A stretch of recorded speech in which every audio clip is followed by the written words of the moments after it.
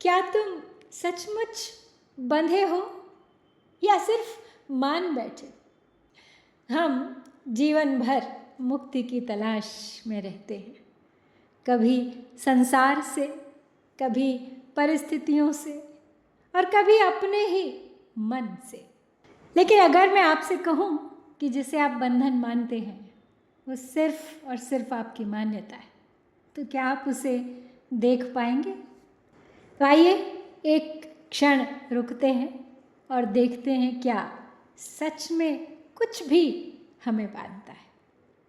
नमस्कार, भारतवाणी से मैं कविता स्वागत करती हूँ आप सबका अष्टावक्र महागीता पर आधारित मेरी इस श्रृंखला की 52वीं कड़ी में।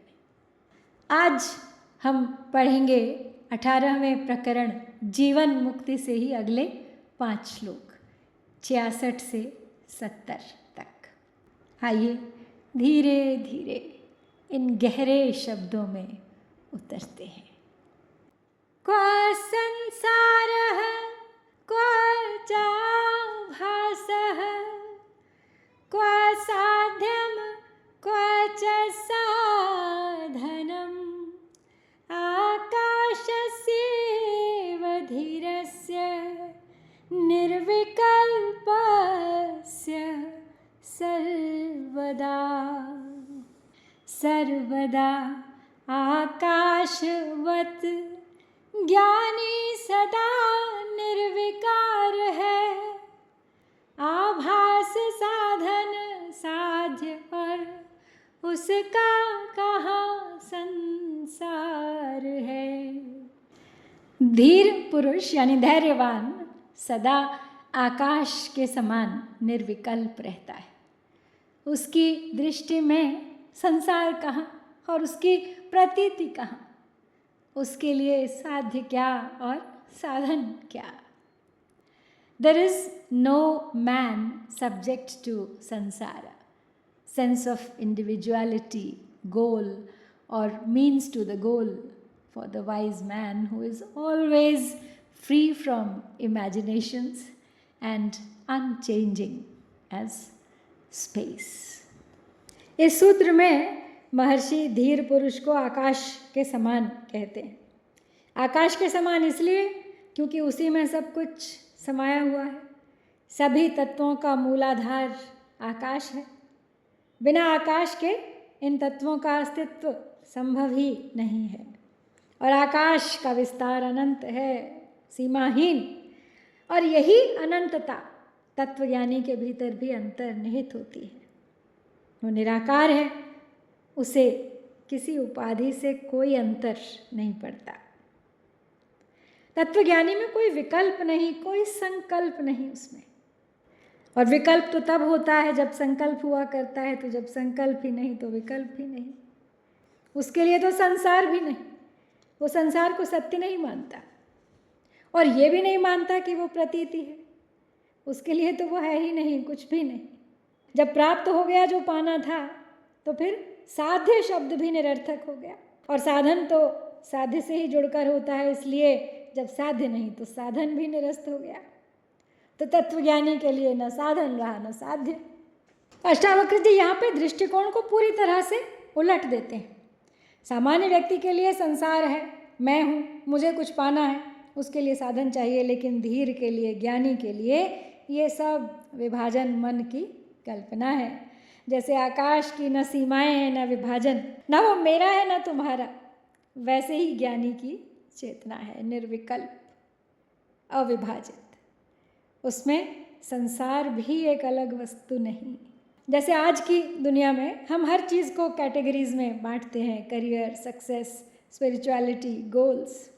लेकिन यही विभाजन तनाव पैदा करता है। तो यही संदेश दे रहे हैं अष्टावक्र जी इस श्लोक के माध्यम से कि जब मन विभाजन छोड़ देता है, बस तभी जीवन सरल हो जाता है।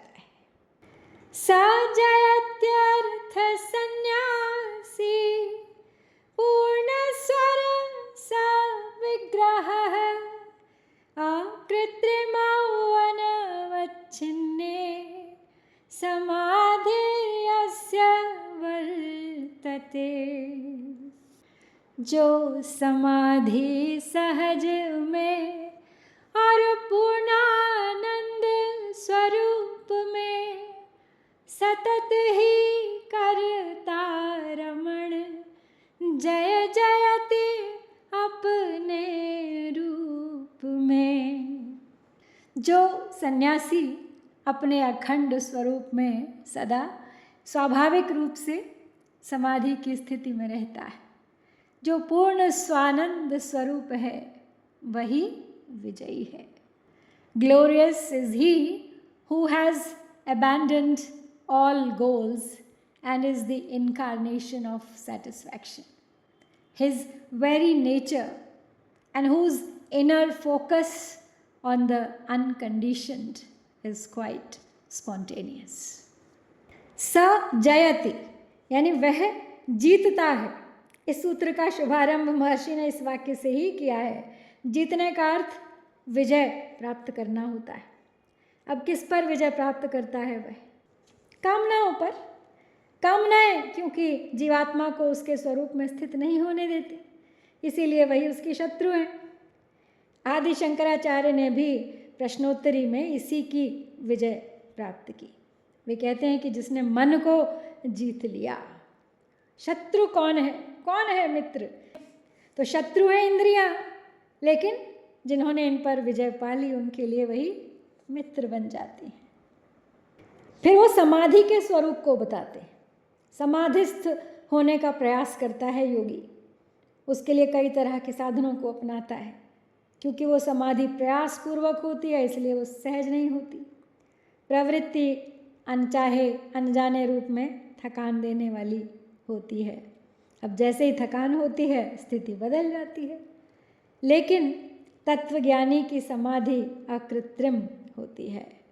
उस सहज समाधि में थकान नहीं होती, इसलिए वह अनवच्छिन्न होती है, यानी वो कभी टूटती नहीं। और जिसे यह समाधि प्राप्त हो गई वो तो आजीवन समझ लो समाधिस्थ हो गया। वो कर्मों को करता हुआ भी समाधिस्थ है, संसारी दिखता हुआ भी समाधिस्थ है। इसीलिए समाधि की स्थिति में उसके द्वारा किया गया प्रत्येक कार्य दिव्य है। यहाँ संन्यास का अर्थ बाहरी त्याग नहीं है। असली संन्यास लक्ष्य छोड़ देना नहीं होता, लक्ष्य की बाध्यता को छोड़ देना होता है। ज्ञानी कुछ बनने की दौड़ में नहीं होता, बल्कि वो पहले से ही पूर्ण अनुभव करता है। उसकी समाधि बिल्कुल एफर्टलेस होती है, कोई एफर्ट नहीं, कोई साधना की मजबूरी नहीं, वो एक स्वाभाविक स्थिति है। लेकिन आज की दुनिया में हम देखते हैं कि हम हमेशा नेक्स्ट के पीछे भागते रहते हैं। आगे क्या? Next achievement, next level, next happiness. लेकिन रिजल्ट क्या होता है? कभी संतोष नहीं मिलता। तो संदेश यही है इस श्लोक में अष्टावक्र जी का कि जो अभी है उसमें पूर्ण होना, यही सच्ची जीत है। बहुनात्र किमुक्तेन ज्ञाततत्त्वो महाशयः भोगमोक्ष निराकाङ्क्षी सदा सर्वत्र निरसः। निराकाङ्क्षी तत्वज्ञानी मोक्ष में और भोग में राग द्वेष विहीन हर पल ब्रह्म के संयोग में। बहुत कहने से क्या लाभ? महात्मा पुरुष भोग और मोक्ष दोनों की इच्छा नहीं करता और सदा सर्वत्र राग रहित होता है। In brief, the great souled man who has come to know the truth is without desire for either pleasure or liberation and is always and everywhere free from attachment. उपनिषदों में ऋषियों ने तरह तरह के आत्मतत्व का प्रतिपादन किया है, लेकिन जब भी उसके बारे में वो कुछ कहते हैं उन्हें लगता है अधूरा रह गया, जितना कहा काफ़ी नहीं है, बहुत कुछ ऐसा है जो छूट गया। उस छूटे हुए को पकड़ने की कोशिश की तो पता चला कि बहुत कुछ ऐसा है जो शब्दों की पकड़ से भी दूर है। इसी तरह बहुत कुछ कहने के बाद ऋषियों को ये लगा कि जो कहा जा सकता है उसके लिए इतने विस्तार की ज़रूरत ही नहीं थी, थोड़े से शब्दों में कहा जा सकता था। ऐसा ही महर्षि को यहाँ इस सूत्र में भी लग रहा है। वो कहते हैं बस हो गया, ज़्यादा कहने से क्या लाभ, कहते जा रहे हैं, आगे भी कहेंगे, लेकिन कहते हैं बहुनात्र के मुक्तेन, शायद सावधान कर रहे हैं कि मेरे कहने से और तुम्हारे सुनने से बात बनने वाली नहीं, बात तो बनेगी तत्व को जानने से। तत्व को जाना न गया तो जितना भी कहा जाएगा सब कम ही रहेगा। कहना सुनना व्यसन न बन जाए, इस बात का ध्यान रखना। ऐसा अक्सर हो जाता है और इस समय चारों ओर ऐसा ही हो रहा है। मीडिया ने सुनने देखने में इतना व्यस्त कर दिया है कि इतना समय ही नहीं कि तत्व का चिंतन किया जाए और इस बारे में आत्मविश्लेषण किया जाए कि समस्या कहाँ है, क्या है। कहने सुनने का भी प्रवाह होता है, इसमें जब आनंद आने लग जाए तो इससे बाहर नहीं निकलना चाहता कोई, और जब तक चाह न हो बात बनती नहीं। तो तत्व का अर्थ क्या है? जो जैसा है उसे वैसा ही जानना। तो जो जैसा है जब उसे वैसा जान लिया तो समझो बात बन गई और तब कहने सुनने की ज़रूरत ही समाप्त हो गई। शायद इसको वो अपने और जनक के बीच की बातचीत के लिए भी कह रहे हैं। आज की दुनिया में देखिए, लोग या तो भोग में फंसे हैं या स्पिरिचुअल अचीवमेंट में, लेकिन दोनों में एक सटल डिज़ायर ही है। इस चाह को ख़त्म कर, जब चाह ख़त्म होगी तभी शांति आरंभ होगी। महदादि जगद्वैतम नाम मात्र विजृंभितं विहाय शुद्ध बोधस्य किं कृत्यम् अवशिष्यते। भिन्नता ज्ञान है जो द्वैत का आधार है, जो आत्मबोध प्रबुद्ध उसका छूटता संसार है। महत्तत्व से लेकर संपूर्ण द्वैत रूप दृश्य जगत नाम मात्र का ही विस्तार है। शुद्ध बोध स्वरूप धीर ने जब उसका भी परित्याग कर दिया, फिर भला उसका क्या कर्तव्य शेष है? What remains to be done by the man who is pure awareness and has abandoned everything that can be expressed in words from the highest heaven to the earth self? तत्वज्ञानी और मूढ़ के व्यवहार की भिन्नता के बारे में तो हम पिछली बार बात कर चुके हैं। अब उसके बाद महर्षि फिर से अद्वैत ज्ञान का प्रतिपादन करते हुए कह रहे हैं कि जो कुछ भी प्रपंच दिखाई दे रहा है वो नाम रूपात्मक होने की वजह से भिन्न प्रतीत होता है, इसलिए तत्वज्ञानी इसे छोड़ देता है। नाम रूप को छोड़ने पर जो शेष रह जाता है वह है शुद्ध शाश्वत आत्मा। घड़ा फूट गया, सकोरा फूट गया तो क्या बचा? ऐसे ही शरीर जल गया, क्या बचा? शेष बचती है मिट्टी, वही शुद्ध है। और इसी प्रकार स्वर्ण के संदर्भ में भी देखा जा सकता है कि चाहे कैसा भी आभूषण हो, जला के गला के अंत में बचता है तो केवल स्वर्ण। तो महर्षि कहते हैं कि जिसने ज्ञान प्राप्त कर अद्वैत की परम स्थिति को प्राप्त कर लिया, उसके लिए कोई कर्तव्य शेष नहीं रहता है। उसकी सारी कर्तव्यताएं, उसके सब कर्तृत्व समाप्त हो गए। वह शास्त्रों द्वारा प्रतिपादित विधि निषेध आदि से भी मुक्त हो गया। सारी मर्यादाएं, सारे कर्तव्य संसारी के लिए हैं। जो असंसारी हो गया उसके लिए ये अपने मायने खो देते हैं। तो बड़ा ही गहरा अर्थ है कि पूरा संसार महत से लेकर छोटे तक, बड़े से लेकर छोटे सूक्ष्म जीव तक सिर्फ नाम और विचार का विस्तार है। जैसे मनी, स्टेटस, आइडेंटिटी, ये सब कॉन्सेप्ट्स हैं ज्ञानी इन्हें सत्य नहीं मानता, बस इनका उपयोग करता है, इसलिए उसके लिए कोई कर्तव्य शेष नहीं, क्योंकि करने वाला ही नहीं बचा। आज की दुनिया में हम तरह तरह के रोल्स में फंसे हैं। मैं टीचर हूँ, मैं मदर हूँ, मैं सक्सेसफुल हूँ, मैं अनसक्सेसफुल हूँ। ये सारे लेबल्स जो हम अपने ऊपर चढ़ा लेते हैं, यही बर्डन बन जाते हैं, बोझ बन जाते हैं हमारे ऊपर। तो संदेश यही है अष्टावक्र जी का कि जब पहचान ढीली पड़ती है तभी जीवन हल्का होता है। छोड़ दो, सब पहचान छोड़ दो, सब लेबल्स हटा दो अपने ऊपर से। भ्रमभूतम् इदं सर्वं किंचिन्नास्ति इति निश्चयी अलक्ष्यस्फुरणः शुद्धः स्वभावेनैव शाम्यति। विश्वमात्र प्रपंच ज्ञानी के लिए कुछ भी नहीं, चैतन्य आत्मा अनुभवी को तुच्छ सारी भी मही। यह संपूर्ण दृश्य जगत भ्रम मात्र है, यह कुछ नहीं है। ऐसे निश्चय से युक्त पुरुष दृश्य की स्फूर्ति से भी रहित हो जाता है और स्वभाव से ही शांत हो जाता है। The pure man who has experienced the indescribable attains peace by his own nature, realizing that all this is nothing but illusion, and that nothing is.